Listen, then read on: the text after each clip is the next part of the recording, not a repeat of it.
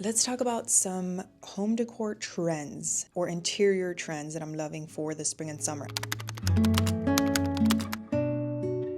And before you leave, if you're not into this topic, because I know that a lot of you just care about the fashion aspect of my channel, I do really think that home decor or interior design in general and fashion go very hand in hand. A lot of the times I get a lot of inspiration from things that are trending in interiors, or that it might not even be trending. Like, it'll be a color or a print or a sconce or something. And I'm like, that'll make really nice jewelry, or that'll make a really nice colored top or bag. There's just so many like correlations that I make between interior design and fashion, and I feel like if you sharpen your eye for interior design, you're going to become better at styling. I don't know how to explain it. I just really believe that is true. Okay, so first thing, mirror grids. I want to do this to one of my walls. I have a wall that has my IKEA Hovet mirror, I think that's what it's called, which I love that mirror. I'm not gonna get rid of it. I have one in my office right there. But for this wall, it's like at the end of my hallway that goes into my room. I think that it'll just look so good if I just do a whole grid mirror on the wall. I saw somebody on TikTok do this. She used IKEA mirrors and little tabs between the mirrors, and it gives the same effect that I'm really loving. Even though this effect that I'm talking about,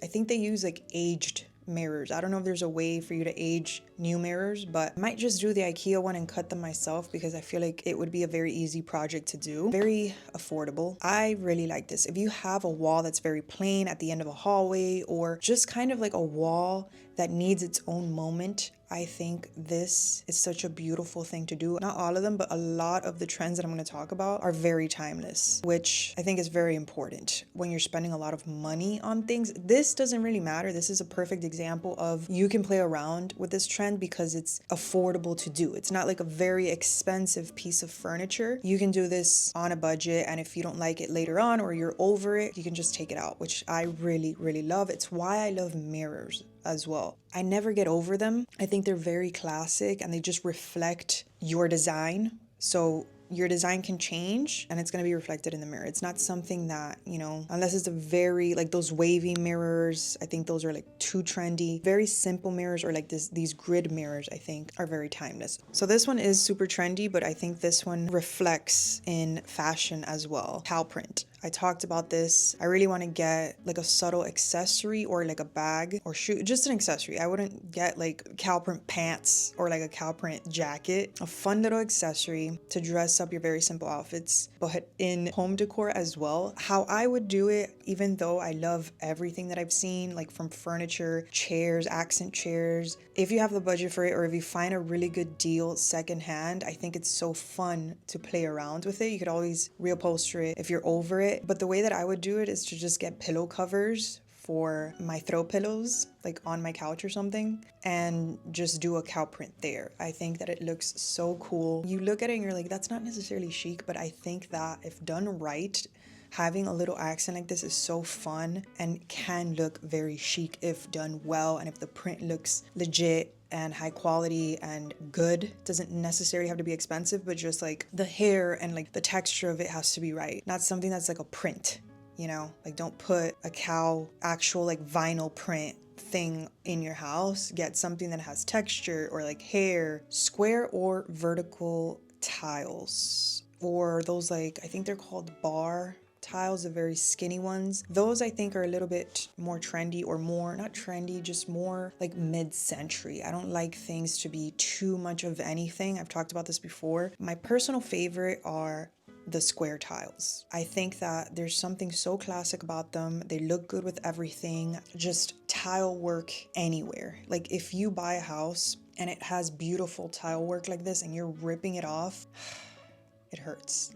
It hurts. Like, I would work around it. If they're usable and if you could just clean them, or if they're already clean, I would just try to work around them. I know that they can definitely date things, but you can modernize it, and I think they look so good. Murano glass sconces, or Murano, pretty sure it's Murano. It's Italian. There's just something, again, so timeless about it, but it adds so much character to your house. I think it's so beautiful when you turn it on. The way that it reflects light is also, in my opinion, a lot more warm and inviting and interesting than modern lights. I think it works with so many different types of designs, which is one of my favorite things, like something so almost feminine about them. So they work really well when you're trying to balance out more masculine areas. I think this softens things in such a beautiful way. If you guys go on my Pinterest, I mean, I have a Pinterest board for pretty much every room, I think, but I pin a lot of bathrooms. I have a weird obsession with bathrooms. I don't know what it is. We have to redo both of our bathrooms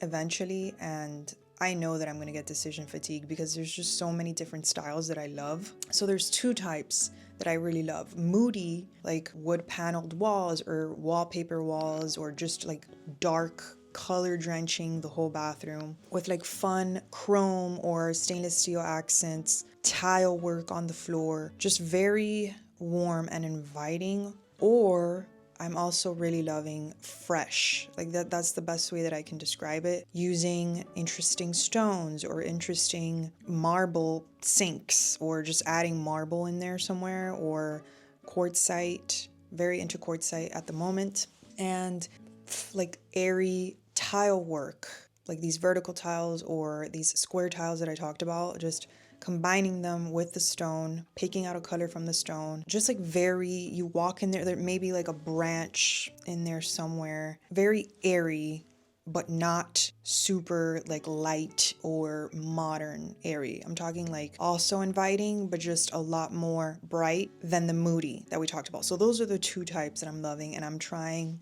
to figure out which one I would do for our guest bathroom. But yeah, just bathrooms, like, I don't know, I have a weird obsession with bathrooms. I think it's because, especially like guest bathrooms or powder bathrooms, you could really have fun. Like those are like the accents of your home. That's like where you really play around and have fun and use fun prints or wallpapers. And you know, the rest of your house, you're kind of, at least me, I'm a little bit more scared to experiment and make decisions, you know, that I feel I'll regret. Like I don't like to go too trendy for things, but for something like a small bathroom, I feel like that's where you could really play around. This one I talked about in my last video, stainless steel accents. It took a lot for us to talk ourselves out of doing full stainless steel counters in our kitchen. That's how much we love stainless steel. But I'm glad we didn't, because I just wanted something a little bit more just homey than that. We'll incorporate it for sure in the design, but not like so much of it. So I talked about how stainless steel to me is something that is a very masculine material, in my opinion, like when I look at it. So I like to mix it with more feminine. Like when I feel like something is giving very feminine in terms of design, I throw in either, you know, a stone or stainless steel or a metal that gives more masculine, and that's how I balance things out tastefully. Like you don't want to go crazy with stainless steel or chrome or even polished nickel or any of these like silver metals, because it can start looking very, very modern and cold and like hospital. It's just something that adds such a nice touch when done right. I also talked about this one in my last video, fun cutlery. Cutlery in general, really liking sabre or like these swirly type cutlery, just something that you look at and it just looks like it's not brand new. Like either vintage inspired or vintage in general, like anywhere in your house. But cutlery, I feel like, is not something that people pay a lot of attention to, and I'm very into at the moment. I'm really liking like the tortoise shell, which inspired me. This is something that I saw. I was like pinning things and I saw these tortoise shell, beautiful, just like flatware from Sabre, and it inspired me to get like a tortoiseshell bangle that didn't end up fitting past my knuckles because apparently I have a huge fist.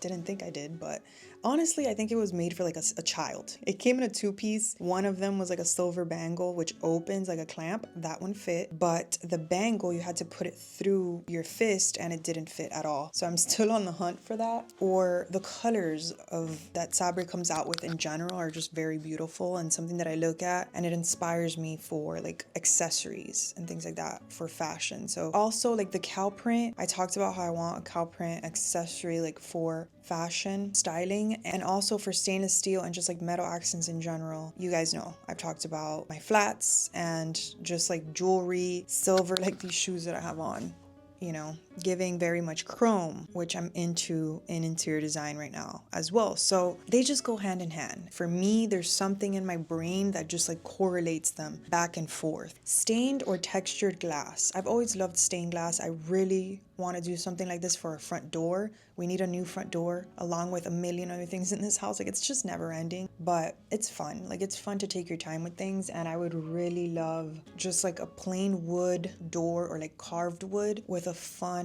just little panel. It doesn't have to be big or anything, with like stained glass or this textured glass, this ribbed, wavy textured glass. I'll show you guys what I'm talking about. This accent, I have ice blocks in my house. It's something that I refused to get rid of, and I'm so glad I didn't. It's not something that's like super expensive to buy or anything. It's just, it's like part of the age of this house, and I love things like that. Like, I love things that just add sort of like almost a vintage touch to your house that make it look just more charming and more interesting than if you go and just modernize the entire thing. Yeah, just stained or textured glass. Obviously not super colorful stained glass, even though I do think it's beautiful, but I've seen more like neutral toned stained glass, which is just stunning. But this textured panel, I love. There are several places in our house where I would love to do kind of like a library nook. It doesn't necessarily have to be a nook, just like an area of your house that it's not hidden. It's like a prominent area of your house that you dedicate to books, whether it be a stand. I've seen like this vertical, like I think it's like a clear stand where you just stack books, and I think it's such a fun way to decorate with things that you actually use, like books, in my opinion. Roger always makes fun of me for this, but I love decorating with books. I think that it just looks so cozy and so like lived in. Like, it's one of the best ways to make your space look very lived in. So using areas of your house to dedicate to just